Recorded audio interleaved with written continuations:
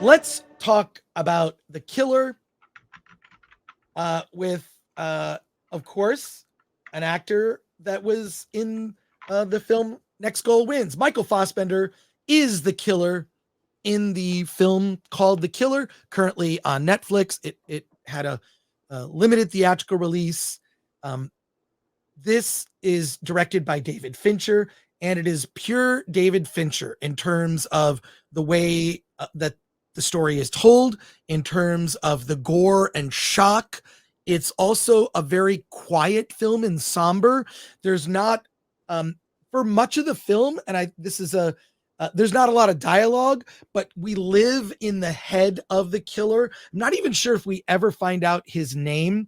We never actually find out Michael Fassbender's character's name. He's just referred to as the killer on IMDb. I don't think it really matters. What I do love about the film, I'm not a huge fan of voiceover or like narration in a movie, but it completely works in here because he's going through his psychological, like why he does what he does, how boring the job is. You see the first like 15, 20 minutes of the movie is him like setting up to do one kill, and he's just bored. He's got to get ready for just that one moment when he has the right shot, and he's getting ready for it. And it's just like incredibly mundane, boring. He's got to get ready he has a contract. He has to take care of one guy, and he's going to have like a very brief moment to be able to take this person out. He's at a building that's across the street from the hotel where this person is going to be, and botches it. It's botched, which leads to him on a journey, tracking down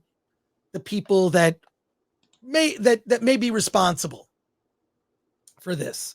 I really enjoyed it.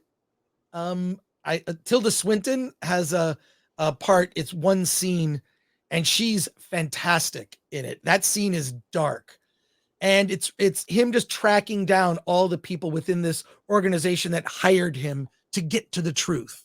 And I thought it was very well done. Look, it's also based, I didn't realize this, it's actually based on a graphic novel, which is interesting. And so it's like, it's one of those things where it's like, and I hate to put it this way, a lot of things on Netflix are good. They're good. Not great, just good. This is kind of in that category. I think I would have preferred to see this film in a theater, but I did enjoy it. I also enjoy the fact that almost everything I'll kind of click on Netflix is a series. I don't want to watch a series. I want to watch a movie, get me in, get me out. But I actually enjoyed it. Probably give it a 6 or a 7 out of 10, which is a recommend.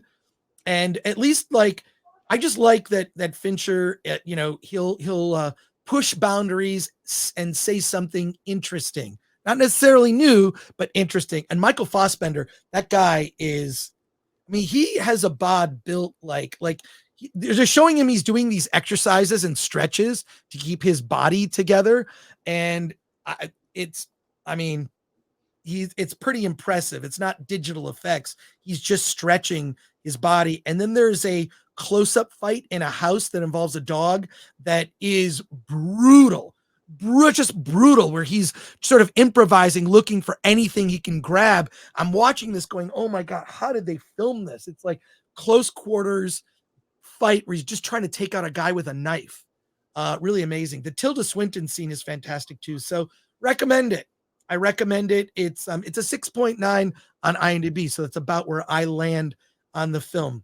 So you were not enamored by the movie? I'm not as enamored as maybe some other people are, but I enjoyed it. Like, I didn't feel like I wasted my time. I wish I had seen the movie in a theater. I probably would have enjoyed it more. I would have enjoyed it more rather than watching it on Netflix. And there you go. So that is The Killer, a mild recommendation from me.